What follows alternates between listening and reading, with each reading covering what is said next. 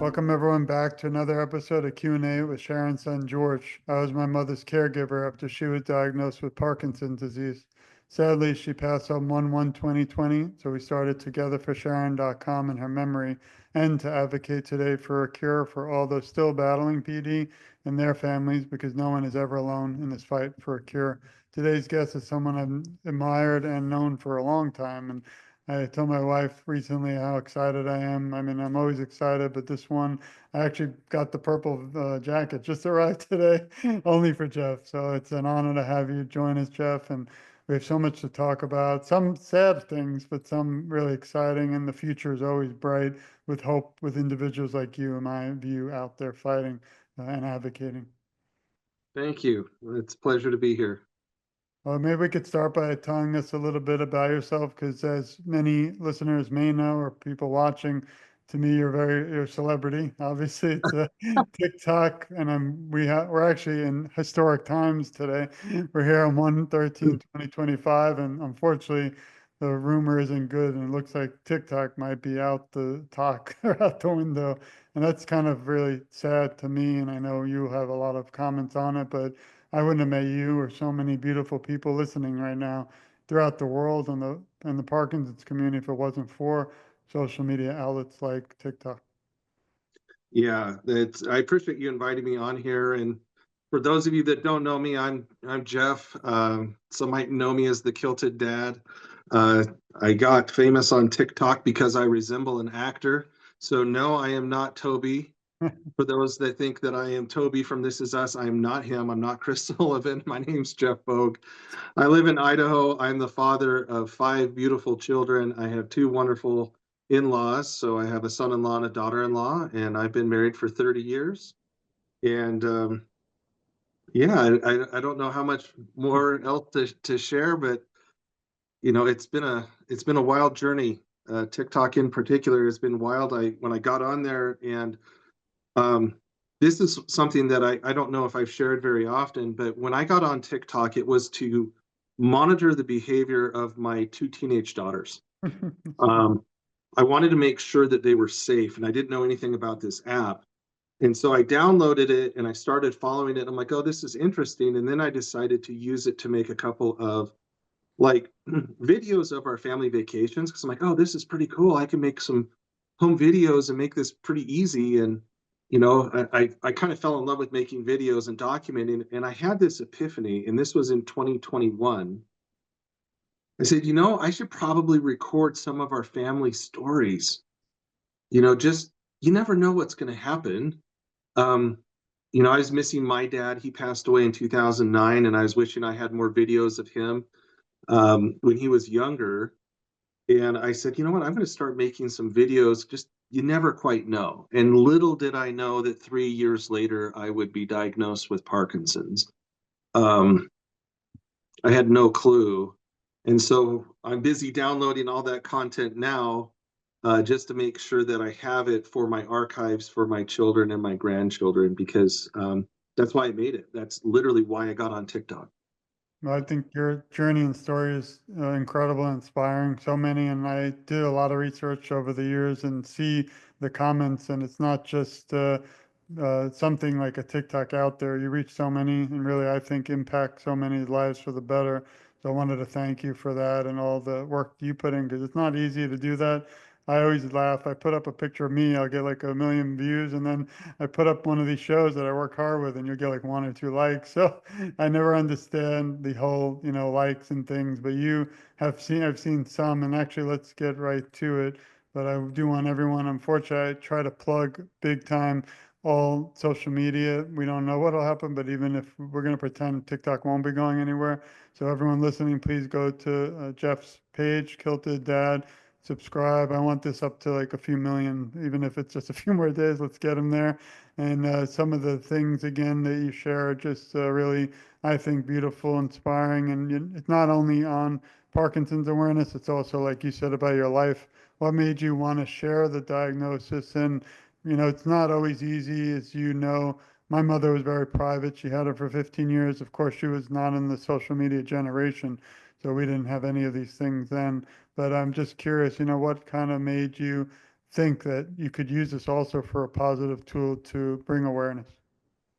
Yeah, I think it was cathartic, to be honest. I don't know that it was ever anything.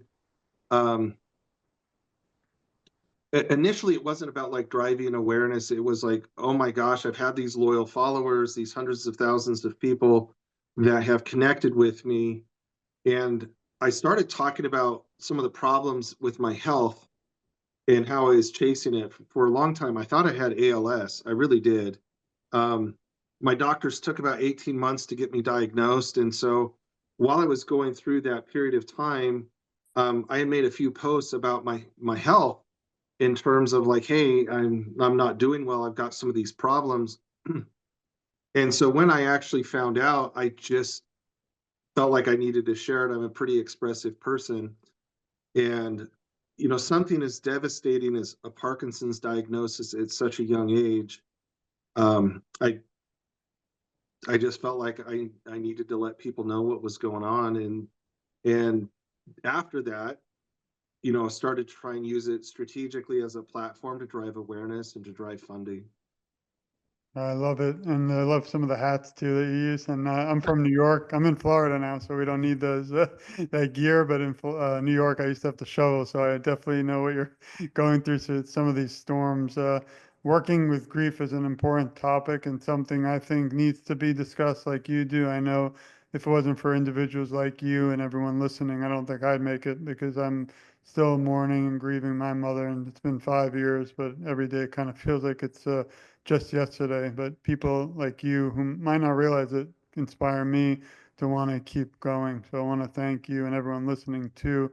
But how do you go through the days through grief and also struggle, but still come out really in a or as hard as you can in a very positive light? Because a lot of your videos are real life, so some they're not all obviously giggles and fun, but some of them really make me smile through a lot of my tough times. Yeah, gosh, my grief journey has been one that I think might mirror a lot of people.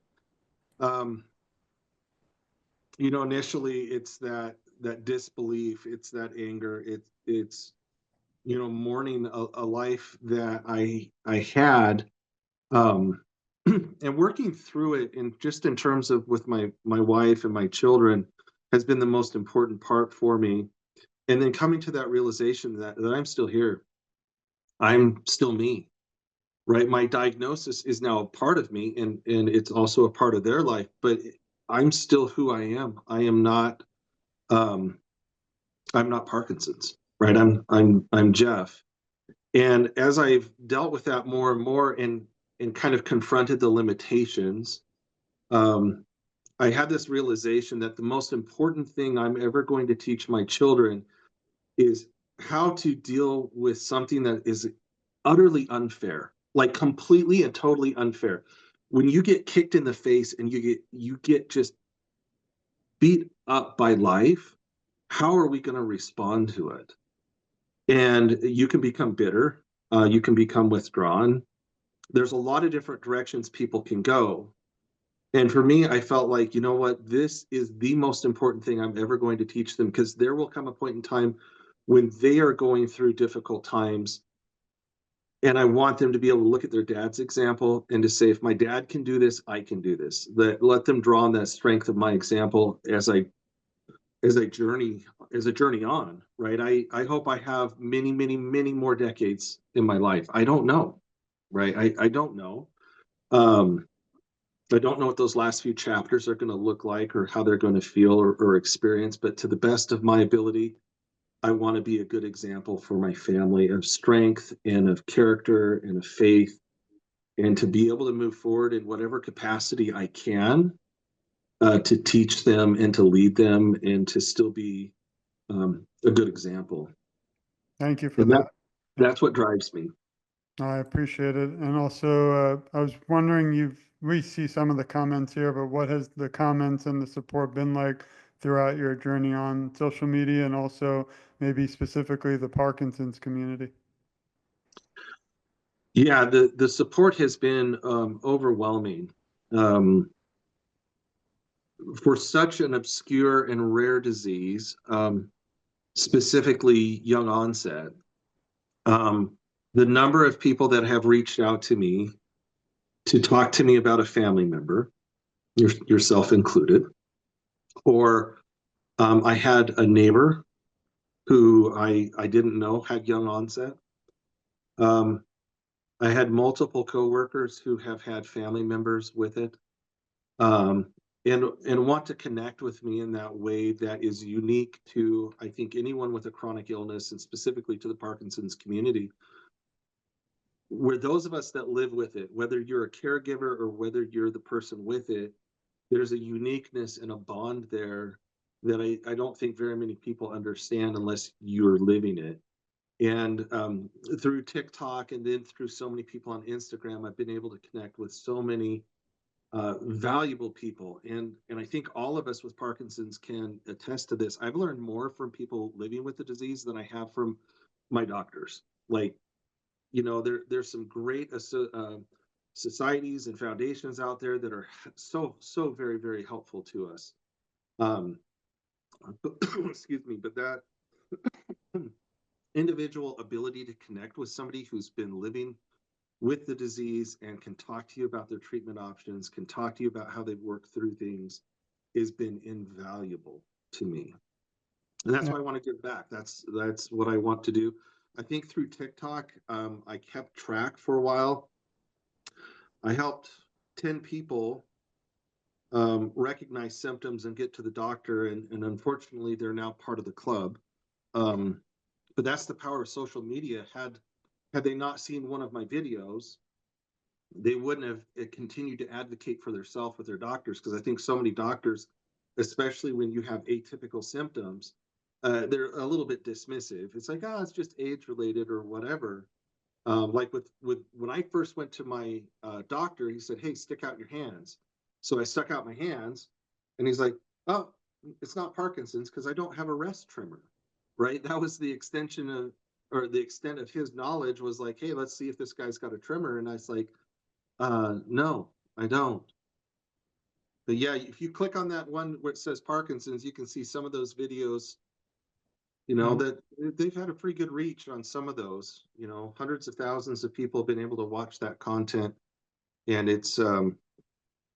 I'm glad it's helped people get some answers. I'm sad that they're part of the club, but I'm glad they got some answers. Yeah, I appreciate that. And I don't want to talk much about this, but what are your thoughts on if this does get banned, unfortunately, next week? What are I know Instagram, we're going to all go there and follow you too. If you could tell us your Instagram, I'll add it to the notes, but I do It's want the to same build thing. Yeah, so Kilted Kilted Dad that. on both Got it. Instagram and YouTube Shorts. Mhm. I think YouTube Shorts, it's Thekilteddad, but you can follow me on there. I'm looking at some of the emerging apps that people are starting to talk about with Red Note. I just need to do a little more, a Yeah. little more research on that. But yeah, I will continue to soldier on and tell my story. And I don't know if I'll ever have the same reach that I've had on TikTok, but it won't change what I do and how I get out there and start to talk to people. Anything we could do to help support you, always count us. We'll be fighting by your side until there is a cure. And I wanted to touch on one more area and thank you for this beautiful video. Maybe you could talk about, and I'll probably play it. I won't have the sound, I'd rather hear you, but your experience with the Brian Grant Foundation and how they covered your journey. Yeah, the Brian Grant Foundation has been phenomenal, and their investment in the resources that allow us to be able to tell a story. And the story in this video was my wife taking me down the Snake River for my 50th birthday. And we went down the river in a huge jet boat, and it was an opportunity for us to just have this adrenaline seeking adventure. And they're like, "Hey, why don't you get out here and go climb this rock?" And I hadn't been diagnosed yet. It was about a month before my diagnosis. And I love to jump off cliffs and do that. And I went to get onto this big rock to jump off of, and I froze. Not out of fear, but literally my body um, froze. Like my legs wouldn't work. My bradykinesia was really, really bad, and I was just really just slow, and I finally found the courage within myself, thanks to my wife's help, to be able to continue on with that climb and to be able to jump. And the storytelling and the resources that Brian Grant Foundation gave us was very, very helpful, and was a really fun project. Yeah, we've been lucky enough to have them on the show, so we want to just say them to thank you for their support, for everybody out there, and for all they do. I wanted to now ask one important question before we get to some more fun questions on more about Jeff.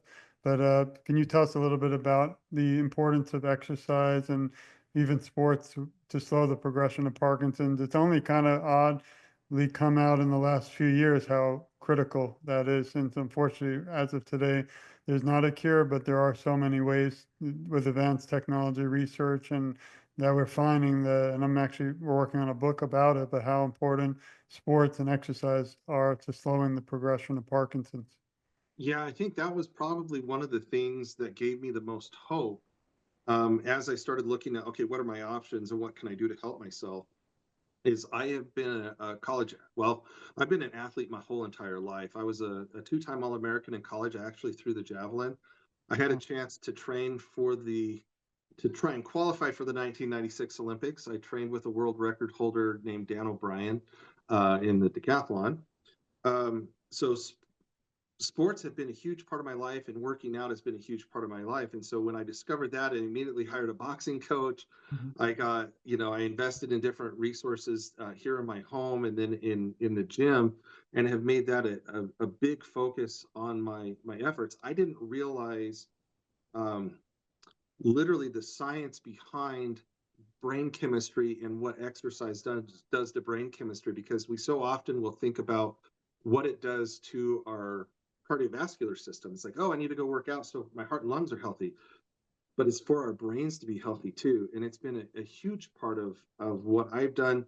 And I notice a difference on the days that I'm able to exercise. And by the way, even though, yes, I'm a power sports athlete, so the term kilted dad is in reference to my Highland Games. So yes, I throw telephone poles and cabers, and I still plan to do that. Mhm. Fingers crossed that my back will heal.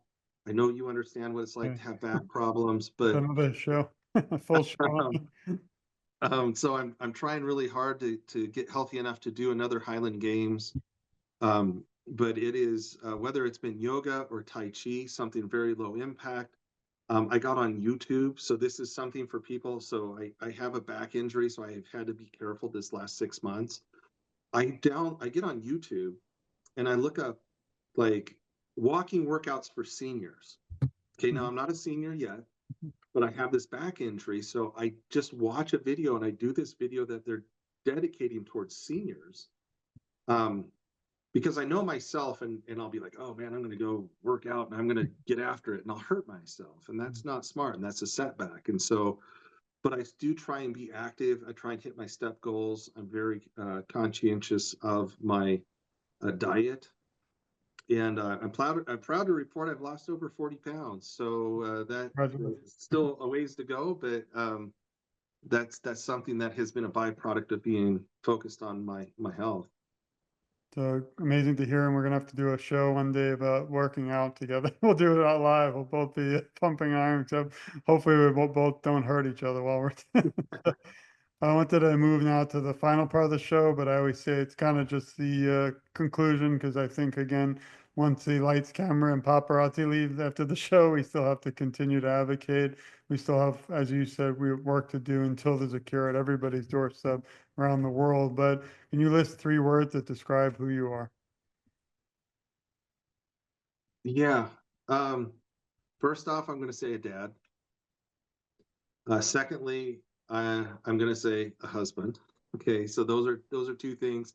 But then the last one I want to say tenacious, right? So again, I know that's a little bit different in terms of two nouns and a verb, but tenacity has kind of described me through my whole life. It's something that has helped me overcome serious obstacles in my childhood to have a great level of success in my life in terms of achieving a lot of the goals that I set for myself. But ultimately, I'm a husband to a wonderful wife and a father to some amazing kids. And and that's what defines me. Thank you. And actually, to shift to family, because I know how important it is for everyone, especially you, and it comes through on the social media. But who helps you during times of struggle?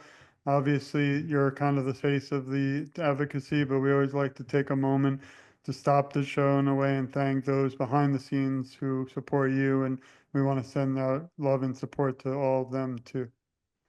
Yeah, my wife, Marion, she's like the main theme of my TikToks. Is I married this amazing girl. We met and married within 100 days of meeting each Mhm. other. We've now been together for 31 years, and she's my rock. She's my rock. When I'm falling apart, she steadies me, and she's been a tremendous partner. She listens when I need to listen. She understands when I might need to take a break because I will still push myself in a way that like you used to, and obviously I I can't without it having downstream problems. But Marion, if you follow, well, again, TikTok, if it's going away, um, but she's on there. Idaho underscore Bluebird is her page. If you want to see beautiful images, you can go follow her there. Again, that's Idaho underscore Bluebird, and that's her. That's my person. I appreciate it. Tell we send our love and support to her and the children and everybody in your life that supports you because I know there are tough times and with that support helps us get through and keep fighting. Also, one question I always love, that's probably why I keep asking it, is it might be tough, but is there one moment or most memorable moment that stands out through all of your advocacy so far that you can share? Hmm. There's been a lot. Yeah. Um, I would say probably in connecting with my neighbor, who is a lot more private than me. Um, he had been diagnosed about 6 months before me. He got diagnosed at age 49. So I don't know what the statistical likelihood of two young onset people to live on the same block to get diagnosed together is, but I think it's pretty low. Uh, and To be able to connect with him and to help him seek help was probably a big one. And then honestly, a couple of my posts that got like 500,000 views, and a lot of people talking and then dozens of messages back to me saying, "Hey, this is happening," and being able to direct them to the right resources to get help. Um, those have been a few that come to mind. What's it like when you post something and obviously not expecting to have, or just putting it out because you want to do it, but then having 500,000 views? What is the feeling inside? I don't, It's I've, wild.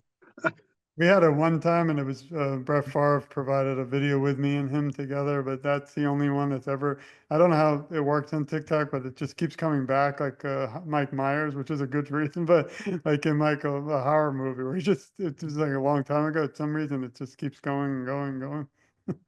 Yeah, the algorithm will circle it back. But yeah, the first time it's like I open up the app and all of a sudden it's like, whoa, whoa.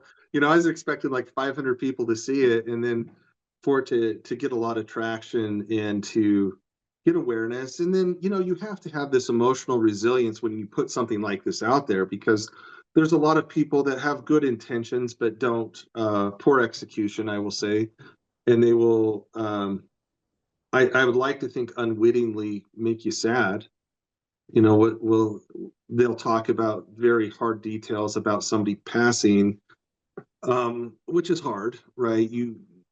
It's something that all of us with the disease understand, but you don't need to hear the exact gruesome details. So sometimes that will happen, but for the most part, people are really supportive. It's just something you just have to be resilient and thick-skinned and say, okay, I'm going to get this. So I set up like filters, Mhm. like different filters for different keywords where I'm like, I don't want to hear about this, so I'll just block those comments.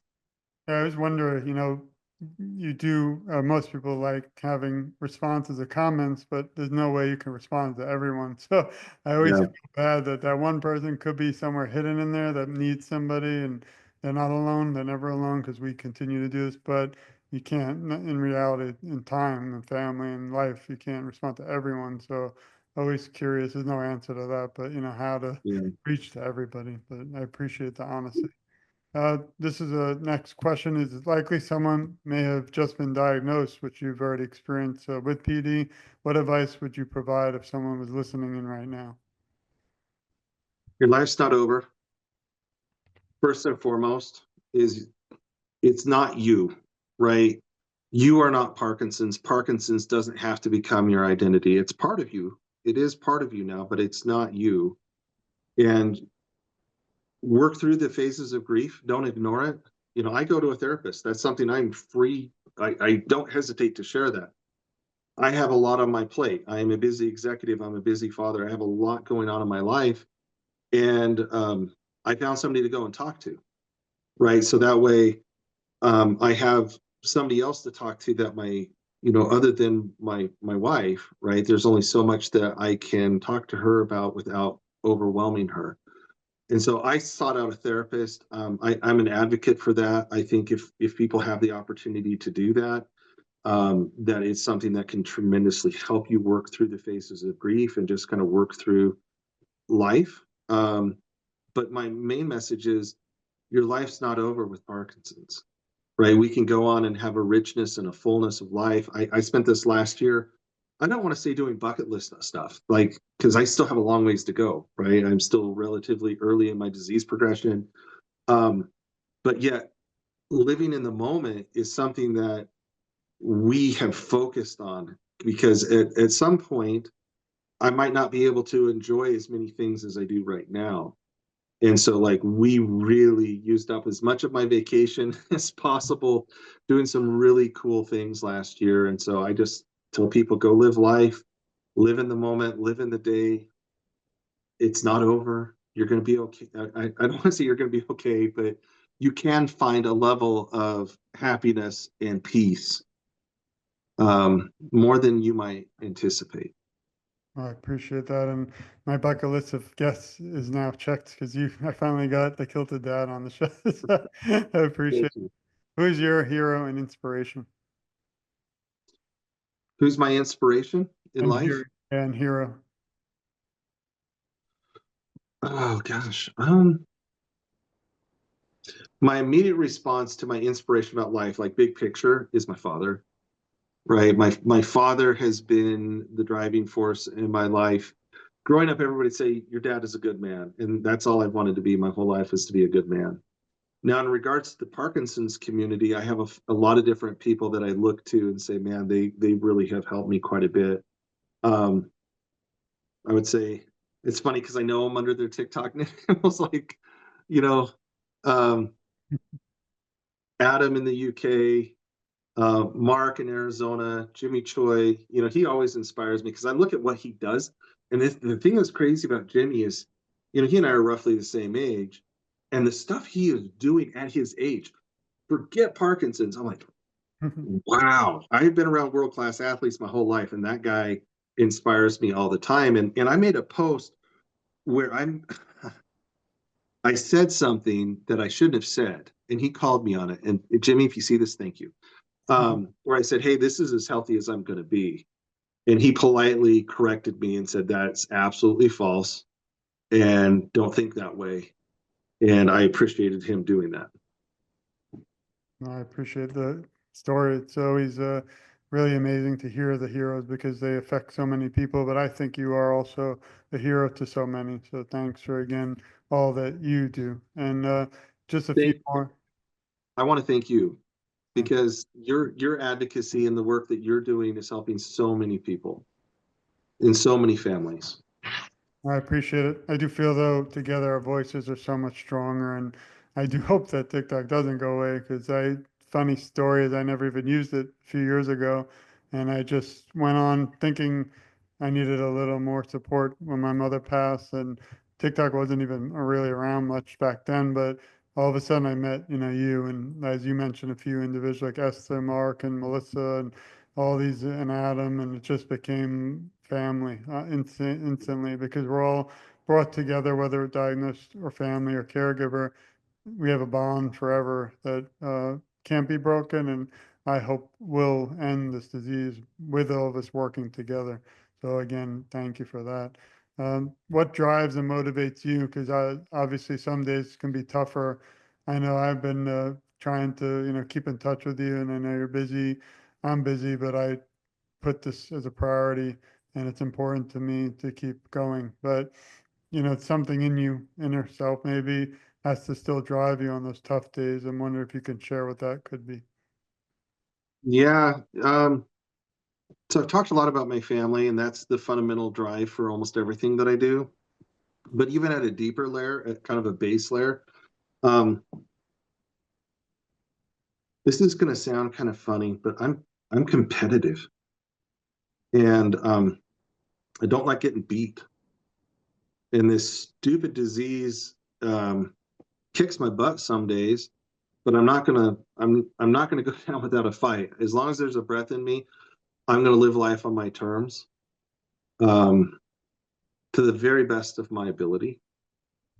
And that's what kind of keeps me going. So in the morning when I don't want to get up, and I think most of us with a chronic illness can attest to this, that there are times where, man, you know, whether you're sick or it's just a really hard day or your meds aren't kicking in, where it just wipes you out. It's like finding that balance of like listening to your body, but also calling yourself if it's like you're being lazy, where it's like, I don't have time to be lazy. I gotta get going.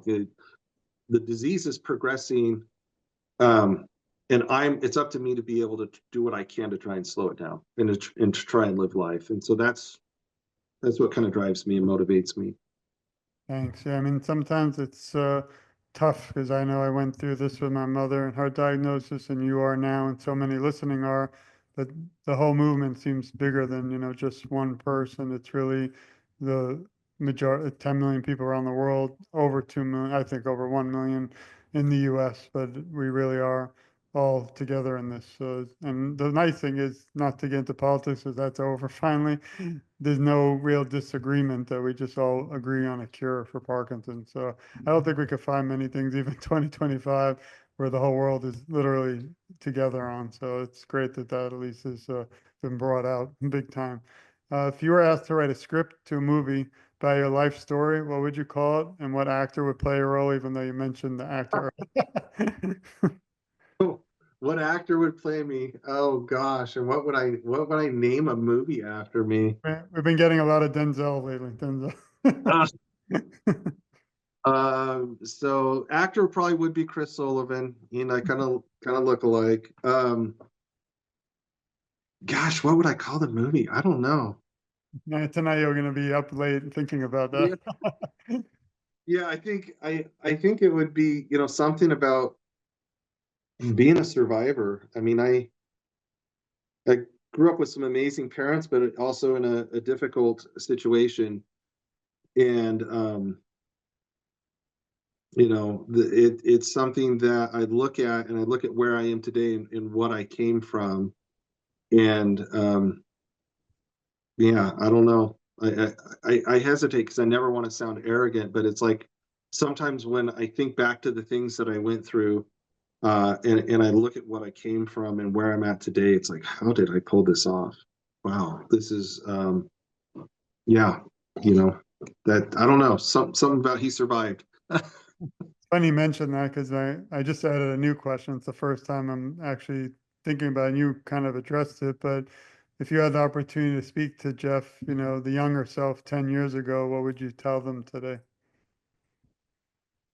Kind of mentioned it just now, but Yeah, I honestly would say it's going to be okay. And yeah, I think it's going to be okay, right?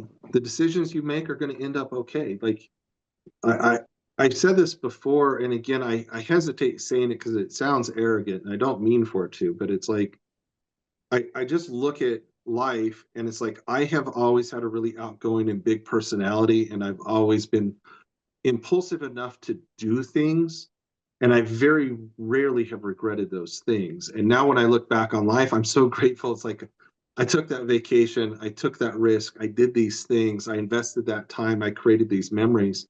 I think that's another thing that I'm a big advocate for is like make those memories, man. You don't know what's going to happen, and all of us can look around. It's like, okay, yeah, Parkinson's.